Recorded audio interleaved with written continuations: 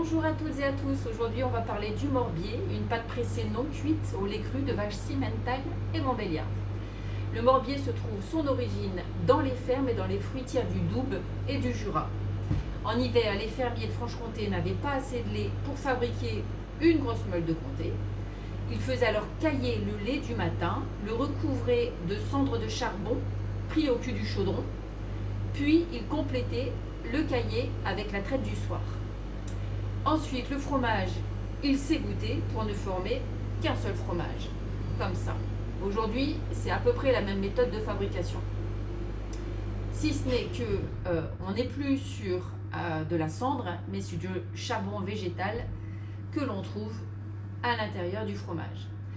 Le morbier a vraiment ce trait de caractère, plus encore, c'est ce trait de caractère de charbon qui va définir visuellement l'identité du morbier aujourd'hui. Donc ce fromage va être lavé pendant 45 jours. Il va gagner une croûte orangée, rose, au fur et à mesure de l'affinage. À la dégustation, on va avoir un fromage au lait cru qui va développer des arômes fruités, de yaourt, de vanille, de caramel, un goût lacté et floral.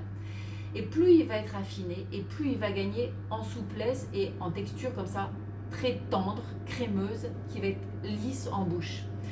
Ces arômes vont se corser en puissance durant l'affinage, avec des goûts qui vont tirer sur le champignon, sur le caramel un peu torréfié, sur des nuances torréfiées, épicées et des nuances de fruits. Son goût lacté, ça lui permet d'être aussi associé à beaucoup de recettes, que ce soit fondues ou non. Donc il se déguste à l'apéritif, il se déguste dans un plat comme dans une raclette et il peut être servi en assiette de fromage avec des fruits secs ou des fruits à coque.